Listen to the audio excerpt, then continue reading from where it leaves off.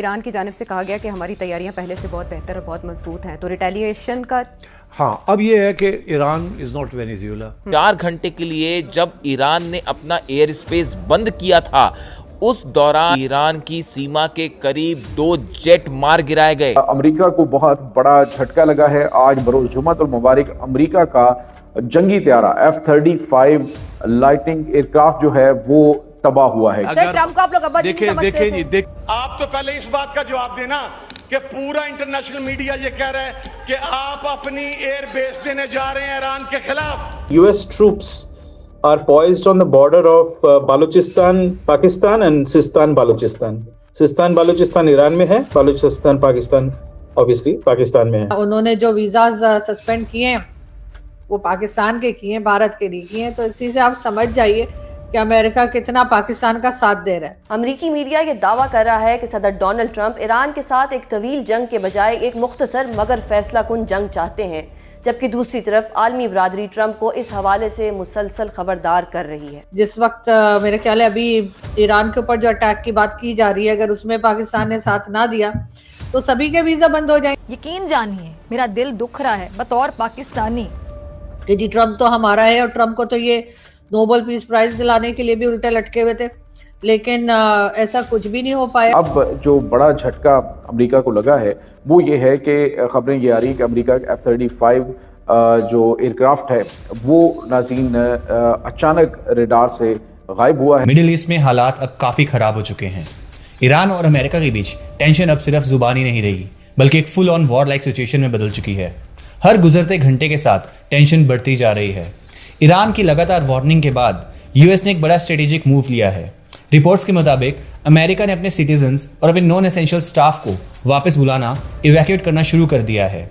इस मूव ने पूरी दुनिया को अलर्ट कर दिया है कि शायद पर्दे के पीछे कुछ बड़ा होने वाला है। वहीं दूसरी तरफ ईरान के एक सीनियर ऑफिशियल ने अपनी नेबरिंग कंट्रीज को क्लियर कट वार्निंग दी है। तेहरान का स्टैंड बिल्कुल साफ है। अगर वाशिंगटन ने ईरान पर कोई भी अटैक किया तो ईरान उन सभी देशों को टारगेट करेगा जहां अमेरिकन मिलिट्री बेसिस मौजूद हैं। इस धमकी ने यूएई, सऊदी अरेबिया और टर्की जैसे रीजनल प्लेयर्स की चिंता बढ़ा दी है। फिलहाल ईरान डबल ट्रबल फेस कर रहा है। एक तरफ तो बाहर से यूएस के अटैक का डर, और दूसरी तरफ देश के अंदर पिछले 2 हफ्तों से सिविल अनरेस्ट और प्रोटेस्ट चल रहे हैं। ईरान इस वक्त इंटरनल और एक्सटर्नल दोनों फ्रंट पर स्ट्रगल कर रहा है। सवाल ये है कि क्या अमेरिका वाकई बैकफुट पर आ रहा है या फिर किसी बड़े सर्जिकल स्ट्राइक की तरफ उसका रुख बढ़ रहा है।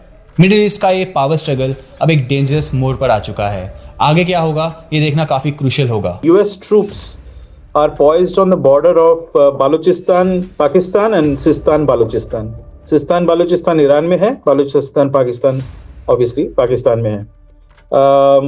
क्या तादाद है, कितने लोग हैं, किस टाइप के ट्रूप्स हैं, फोर्सेस हैं, ये सब अभी पता नहीं है, but one can safely assume there'll be special forces, there'll be airlift, there'll be combat aircraft which obviously will probably fly from USS Abraham Lincoln जो उनका Gerald Ford class सबसे बड़ा सुपर कैरियर है, and obviously they also have a drone force in a base within the Kalat region। तो ये है unconfirmed है, ये लोग स्ट्राइक करेंगे कि नहीं, will they ingress, we don't know yet, number 1। Number 2, Pakistan में इंटरनेट बंद है, so they have shut down internet, which is obviously indicative of some kind of an action which they don't want to highlight। दुनिया को बताना नहीं चाहती है Pakistani authorities। ठीक है। दूसरा डेवलपमेंट, अजरबैजान जो ईरान से सटता है उसके उत्तर पश्चिमी छोर पे, और ईरान के उत्तर पश्चिमी छोर पे जो पॉपुलेशन है वो भी तादाद में अजरी ज्यादा हैं, वहां से भी certain Israeli assets as well as US assets, they are poised to strike. Now again, I can't confirm whether these are aerial assets only or there are specific ground forces or ground assault troops. These are 2 developments.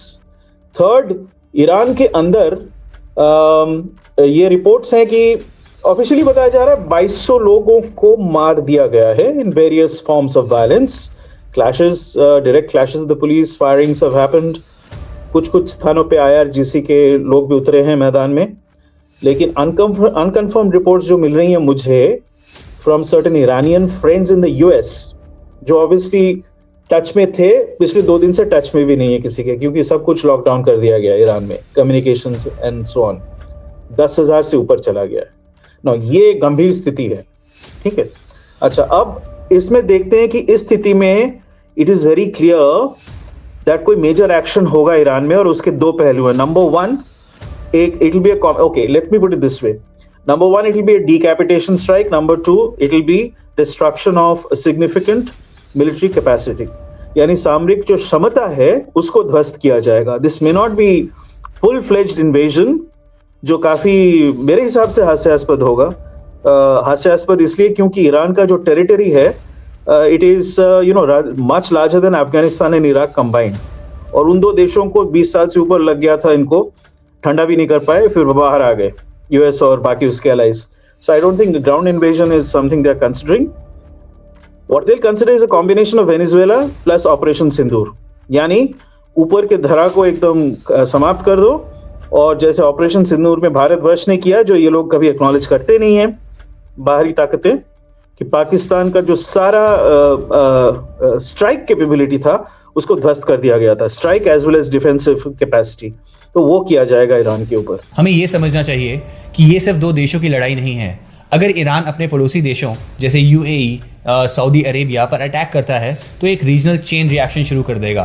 Global experts का मानना है कि America का अपने लोगों को evacuate करना एक प्रीएम्प्टिव मेजर हो सकता है, ताकि किसी भी बड़े मिलिट्री एक्शन से पहले कोलैटरल डैमेज को कम किया जा सके। इस टेंशन का सबसे बड़ा असर हमारी पॉकेट्स पर पड़ने वाला है। मिडिल ईस्ट इस दुनिया का एनर्जी हब है।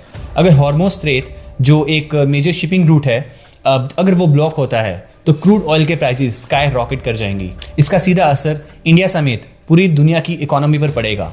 पेट्रोल, डीजल और ट्रांसपोर्ट सब कुछ महंगा हो सकता है। इसका सीधा असर इंडिया समेत पूरी दुनिया की इकोनॉमी पर पड़ेगा। पेट्रोल, डीजल और ट्रांसपोर्ट सब कुछ महंगा हो सकता है। ग्लोबल मार्केट पहले ही अनसर्टेनिटी की वजह से वोलेटाइल बनी हुई है। ईरान के लिए ये सिचुएशन डू और डाई की जैसी है। एक तरफ उनकी इकोनॉमी प्रोटेस्ट और सैंक्शंस की वजह से कोलैप्स हो रही है, वहीं दूसरी तरफ उन्हें अपनी नेशनल प्राइड को भी बचाना है। ईरान का रेड अलर्ट पर रहना ये दिखाता है कि वो किसी भी हद तक जाने को तैयार है, लेकिन क्या उनकी मिलिट्री अमेरिका की मैसिव फायर पावर के सामने कुछ कर पाएगी? ये एक बहुत बड़ा सवाल है। फिलहाल बातचीत का रास्ता बंद नजर आ रहा है। UN और बाकी ग्लोबल पावर्स कोशिश तो कर रही हैं, लेकिन ग्राउंड रियलिटी काफी कॉम्प्लेक्स है। दोनों साइड से ईगो और स्ट्रैटेजी का कॉम्बिनेशन है। वो इस पूरे रीजन को एक बारूद का ढेर बना चुके हैं। एंड में सवाल वही रहता है, क्या ये सिर्फ एक साइकोलॉजिकल वॉरफेयर है या हम वाकई में बड़ी जंग की दहलीज पर खड़े हैं? अगले 48 घंटे इस पूरे रीजन की डेस्टिनी डिसाइड कर सकते हैं। आपका क्या मानना है? क्या अमेरिका और ईरान के बीच ये कॉन्फ्लिक्ट रोका जा सकता है? कमेंट करके अपनी राय ज़रूर बताइए। एंड अगर आपको वीडियो अच्छा लगा हो तो वीडियो को लाइक और चैनल को सब्सक्राइब करना ना भूलना। जय हिंद।